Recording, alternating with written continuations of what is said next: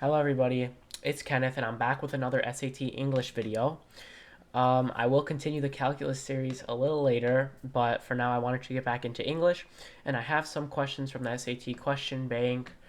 Um, and these aren't going to be from certain topics, they're like from a couple, but there's 6 questions here. You can see the first one here says it's from information ideas, and they are going to be differing difficulties, which you can see in the top right, like the two blue bars means it's like medium or whatever. So I guess let's just get into this.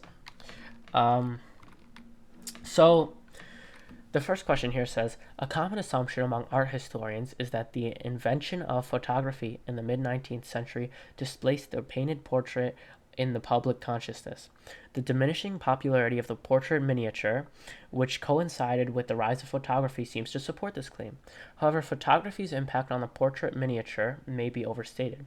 Although records from art exhibitions in the Netherlands from 1820 to 1892 show a decrease in the number of both full-size and miniature portraits submitted, this trend was established before the invention of photography.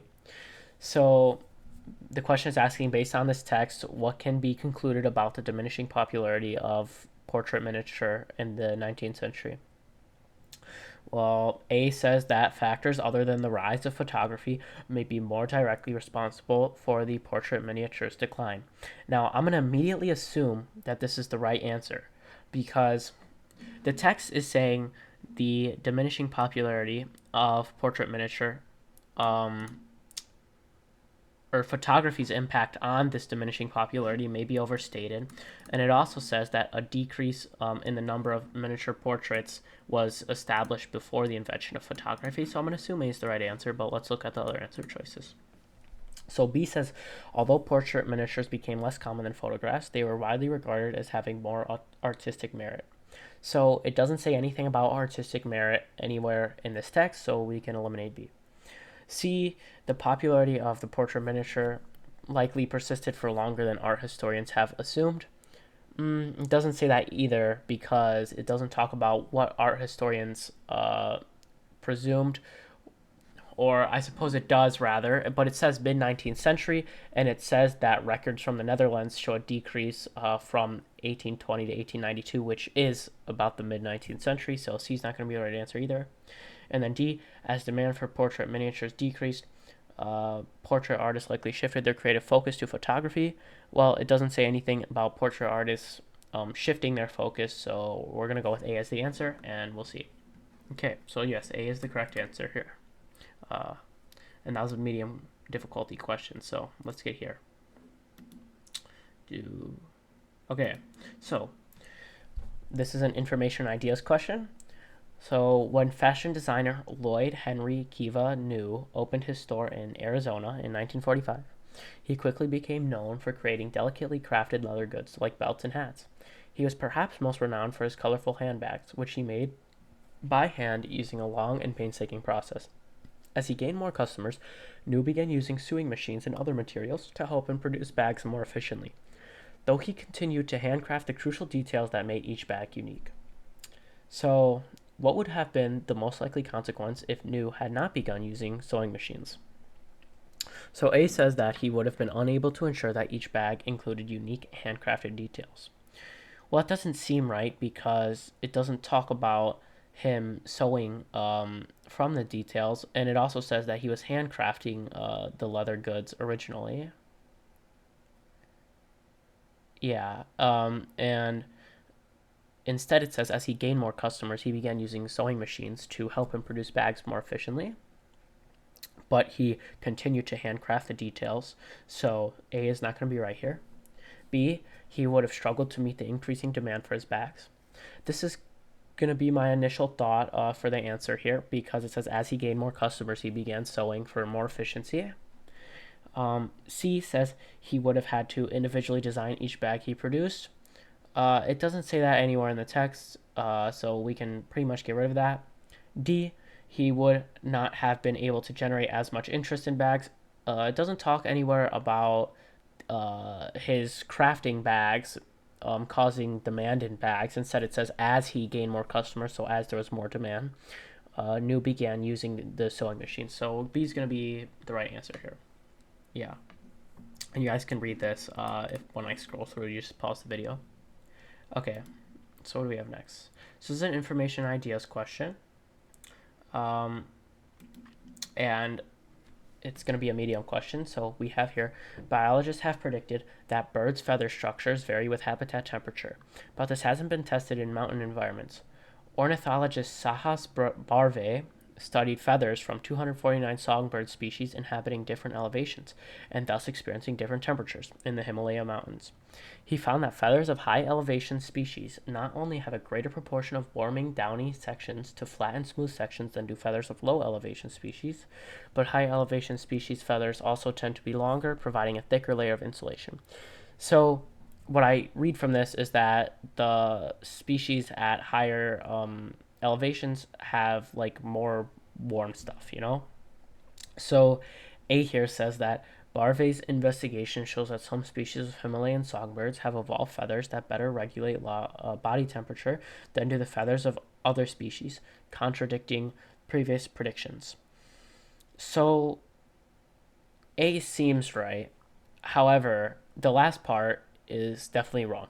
This statement, or the study rather, does not contradict previous predictions because it says biologists have predicted that the feathers structures vary with habitat temperature, and the study confirmed that. It didn't contradict that, so A is likely not going to be the answer here. B, Barve found an association between habitat temperature and feather structure among Himalayan songbirds, lending new support to a general prediction. That seems like it's going to be right because he did find association between habitat temperature and feather structure. And this did support the prediction before, but let's see the rest. So C, Barve discovered that songbirds have adapted to their environment by growing feathers without flat and smooth sections, complicating an earlier hypothesis. First off, there is no earlier hypothesis stating this. Stating that they do grow with flat and smooth sections after adapting, but there's also the statement is also just not true. It says that the feathers of high elevation species have a greater proportion of warming downy sections to flat and smooth sections, but it doesn't say they don't have flat and smooth sections. So we eliminate C. And then D, the results of the study suggest that the ability of birds to withstand cold temperatures is determined more strongly by feather length than feather structures, challenging an established belief. So nowhere in the text does it mention a belief of this sort. But also it doesn't talk about which adaptation is necessarily better for protecting against the cold. So we can eliminate D, and that'll leave us with B. Yeah, okay. If you guys want to pause it and read it, go ahead. But let's go here. So this is going to be a hard question. So it says, researchers found that disruptions to an enjoyable experience, like a short series of advertisements during a television show, often increase viewers' reported enjoyment. Suspecting that disruptions to an unpleasant experience would have the opposite effect, the researchers had participants listen to construction noise for 30 minutes and anticipated that those whose listening experience was frequently interrupted with short breaks of silence would thus. Well, if it's talking about having the opposite effect, I'm going to assume that at the end of the experience, viewers would report less enjoyment or more irritation or something similar to that. So A says, find the disruptions more irritating as time went on. That's not going to be right because the first statement doesn't say that viewers watching TV ads during an enjoyable show view the ads as more enjoyable as time went on. So A is not going to be right because that would be contradicting the statement I just said, not the one that's actually in the text. B, listeners would rate the listening experience as more negative than those whose listening experience was uninterrupted. That's probably going to be the right answer here because the people with interruptions would be having the opposite effect of people who are watching things they enjoy. So near the end, they would have a more negative experience of or perception of the overall construction noise. So it's probably going to be right, but let's keep going. C. Rate the experience of listening to construction noise as lasting for less time than it actually lasted. Well, first off, in reality, that'd probably be a good thing, right? Because who wants to listen to construction noise for 30 minutes? And what they're looking for here is a bad thing. And second, that also doesn't contradict the first statement. So D, perceive the volume of the construction noise as growing softer over time. Once again, that doesn't contradict the first statement here, so I'm going to go with B. Hold on. Okay, B, yep. You can read these here. And then I think this will be the last or second to last question. So we have an expression of ideas question. In hindsight, given the ideas about the natural world circulating among British scientists in the 1800s, the theory of natural selection was an obvious next step. It may not have been a coincidence, blank, that Charles Darwin and Alfred Wallace arrived at the concept independently. So we can kind of ignore the rest of the sentence or passage here and just get into the transitions. So A, we say, however. Well, however doesn't really make sense here because however would be like saying that Charles Darwin and Alfred Wallace arriving at the concept independently like challenges the idea in the first part, and it doesn't do that. Instead, it's like kind of adding on to it or expanding more on the idea. So A doesn't really make sense. B, it may not have been a coincidence then that Charles Darwin and Alfred Wallace arrived at the concept independently. That sounds good. It seems like it fits because it's like expanding or moving forward from the idea in the first part. So I'm going to keep B there. And then we'll say C. It may not have been a coincidence, moreover, that Charles Darwin and Alfred Wallace arrived at the concept independently.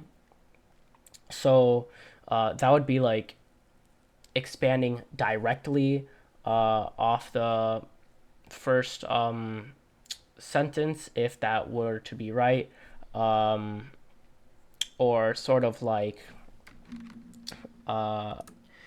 it would also seem like it's adding information to like from the first sentence, which it's not. It's kind of introducing new information. It's expanding on it, but it's also introducing new information. So, and then that just leaves with D. So, for example, it may not have been a coincidence, for example. Now, that, similar to moreover, would kind of be like expanding on the last sentence or introducing like something that the last sentence talked about in a new sentence and like specifying it, which isn't really what happens here. So we're going to go with B as the correct answer.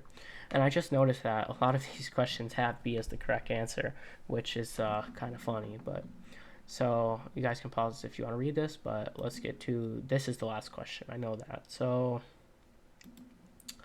okay. This is a like grammar question. Despite being cheap, versatile, and easy to produce, blank, they are made from non-renewable petroleum and most do not biodegrade in landfills. So what I notice here immediately is that what's going to follow is going to be an object.